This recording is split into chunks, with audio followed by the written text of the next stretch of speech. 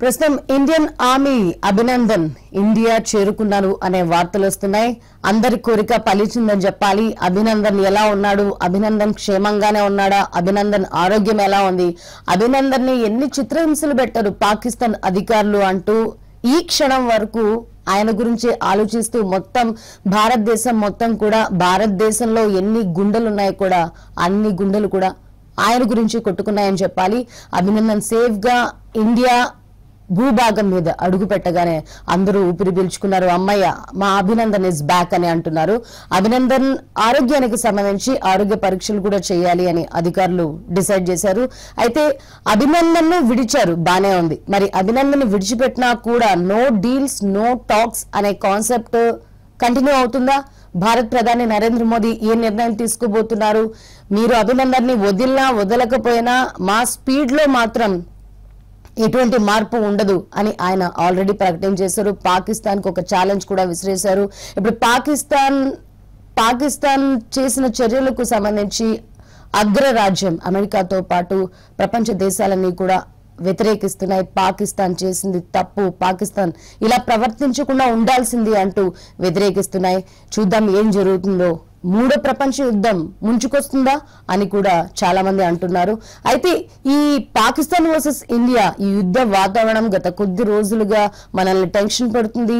High alert create అయింది Pakistan India border మధ్య. ఇదంతా ఒక వర్షన్. అయితే నరేంద్ర మోదీ చేస్తుంది పొలిటికల్ స్ట్రాటజీయా? అభినందన్ ఇచ్చినా ఇవ్వకపోయినా మేము ముందుకెళ్తాం, మేము మా యుద్ధాన్ని ప్రకటిస్తాం, మా వైమానిక దళాలను పాకిస్తాన్ భూభాగం వైపు పంపిస్తాం అంటూ ఆయన ఇలా రెచ్చిపోవడం ఈ పొలిటికల్ స్ట్రాటజీకి ఏదైనా కారణమా? ఆయన ఒక మైండ్ గేమ్ ఏదైనా ఆడుతున్నారా అన్న ఆలోచనని కూడా తమిళనాడు ప్రజలు వ్యక్తపరుస్తున్నారు. ప్రస్తుతం ఇవన్నీ పక్కన పెడితే Abhinandan is safe, Abhinandan is back to India. ప్రస్తుతం ఈ సంతోషంలో మునిగిపోయింది ఇండియా మొత్తం.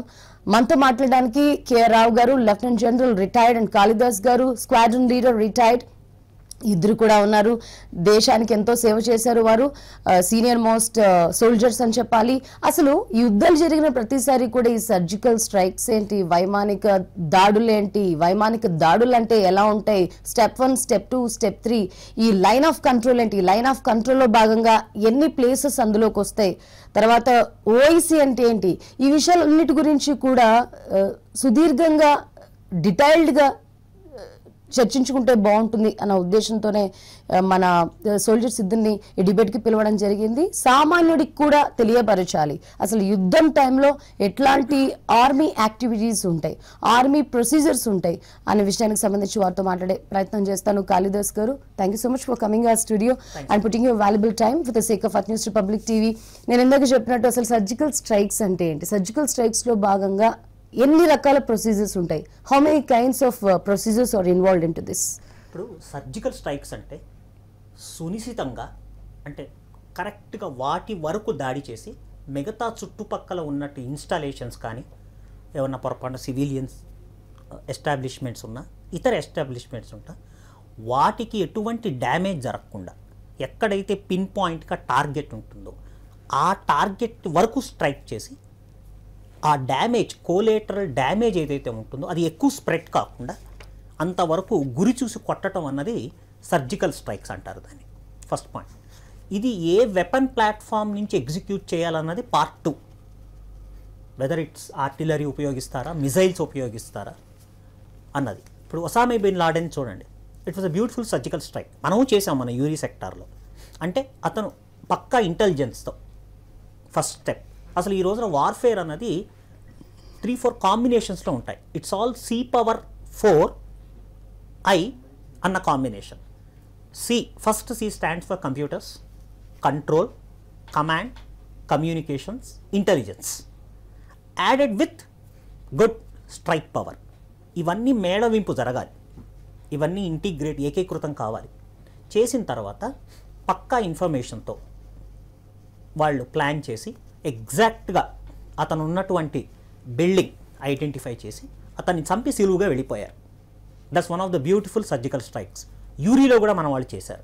అయితే పూర్తి వివరాలు ప్రభుత్వం అందించలేదు, బట్ అక్కడ కూడా హెలికాప్టర్స్ ఉపయోగించి ఆ స్పాట్కి కొద్ది దూరంలో పారాచూట్ సహాయంతో specialist commandos selected, especially train from Indian army and ఇంకా ఏ విభాగాలు అవి చేశారు. మొన్న మన వాళ్ళు చేసింది it's a combination of surgical strikes but fundamentally preemptive and punitive strikes. అంటే ఇన్నాళ్ళు ఉగ్రవాదాన్ని మేము సహించాము, అన్ని మార్గాల ద్వారా సామధాన భేద దండోపాయాలకి చిట్ట చివరికి దిగాం. అలా అయిన తర్వాత దెన్ పక్కా ఇంటెలిజెన్స్తో ఏ టార్గెట్స్ని కొట్టాలి అంటే ఇంటెలిజెన్స్ ఇన్పుట్స్ ఇస్తాయి ఏజెన్సీస్, వాళ్ళ దగ్గర ఉన్నటువంటి కోఆర్డినేట్స్ ఎవ్రీథింగ్. థ్యాంక్ గాడ్ ఇప్పుడు మన సెటిలైట్స్, స్పైయింగ్ సెటిలైట్స్ మనకే వచ్చేసాయి, అమెరికా ఫ్రాన్స్ మీద ఆధారపడకుండా. అవంతా చేసిన తర్వాత ఫర్ ఎగ్జాంపుల్ ఒక 15 ఉన్నాయి అనుకుందాం. ఇందులో 15 టార్గెట్ చేయాలా, ఏవి ఇంపార్టెంట్, ప్రియారిటీ 1, ప్రియారిటీ 2. ప్లాన్ ప్రకారం అన్నీ కుదరకపోవచ్చు లేదా అన్నీ ఎగ్జిక్యూట్ అవ్వచ్చు. సో అది పికప్ చేసిన తర్వాత వాటిని ఏ వెపనైజ్డ్ ప్లాట్ఫామ్ మీద కొట్టాలి. షుడ్ వి యూస్ గ్రౌండ్ మిజైల్సా, షుడ్ వి యూజ్ ఎయిర్ పవరా అంటే వైమానిక దళమా, లేదా ఇందాక చెప్పినట్టు హెలికాప్టర్ ద్వారా పారాట్రూపర్స్ని డ్రాప్ చేసి టార్గెట్ని ఫినిష్ చేసేసి మళ్ళీ బార్డర్ దాటి సేఫ్గా రావటం. ఈ ప్రతి స్టెప్లో ప్లస్ పాయింట్స్ ఏంటి, మైనస్ పాయింట్స్ ఏంటి, ఏది బెటర్ కాంబినేషన్ అన్నది పక్కా ప్లానింగ్ ఆల్ ఫోర్సెస్ వర్కౌట్ అవుతాయి.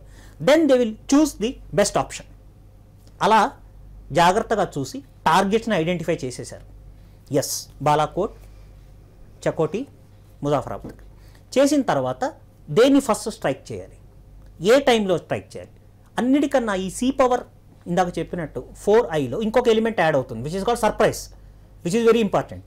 అంటే శత్రుదేశం వాళ్ళ ఊహలకు అందనంత విజయంగా, వాళ్ళు ఆలోచించే ప్లాన్స్కి విభిన్నంగా సర్ప్రైజ్ ఎలిమెంట్తో పోయి దెబ్బ తీసుకురావటం. తీసినప్పుడు aerial bombing that was selected, that is the best option అని చెప్పి ఉన్న సినారియోలో దట్ వాజ్ సెలెక్ట్ చేసి అందులో రకరకాల ప్లాట్ఫామ్స్ ఉంటాయి. They selected the best aircraft నార్మల్గా which is a multi role aircraft. అంటే it can work as an interceptor.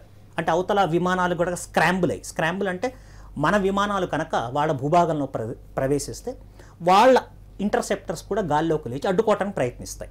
So దాన్ని ఎదుర్కోవటానికి at the same time ground మీద ఉన్నటువంటి టార్గెట్స్ని డిస్ట్రాయ్ చేయడానికి which is the best weapon అని select చేసి ఏ time will be the best నార్మల్గా ఇట్లాంటివన్నీ జాగ్రత్తగా చూసి వాళ్ళ రాడార్స్ ఆఫ్ టైమ్స్ ఏమన్నా ఉంటాయా, ఇలాంటివన్నీ వర్కౌట్ చేసి పక్కా ప్రణాళికతో ఎగ్జిక్యూట్ చేశారు without any single casualty. That's one of the best surgical strikes modern సినారియోలో చూపిస్తే. అసలు ఏం జరుగుతుందో తెలిసే లోపల చాలా సివియర్ డ్యామేజ్ అయిపోయింది. అందులో ఎక్కడ సివిలియన్ ఎస్టాబ్లిష్మెంట్స్ కానీ ప్రవోకింగ్ మిలిటరీ ఇన్స్టాలేషన్స్ కానీ కాకుండా అంతర్జాతీయ హక్కులు ఏవైతే ఉన్నాయో ఇటువంటి సిచ్యువేషన్లో కేవలము ఉగ్రవాద శిబిరాల మీద కొట్టాలి, అది ప్రపంచం అంతా ఒప్పుకుంటుంది. అందుకనే పాకిస్తాన్ నోరు మూసుకుంది, ఏం చేయలేదు, చేసేసి 21 minutes వెనక్కి వచ్చేసారు. This is how it works out అమ్మా. ఇప్పుడు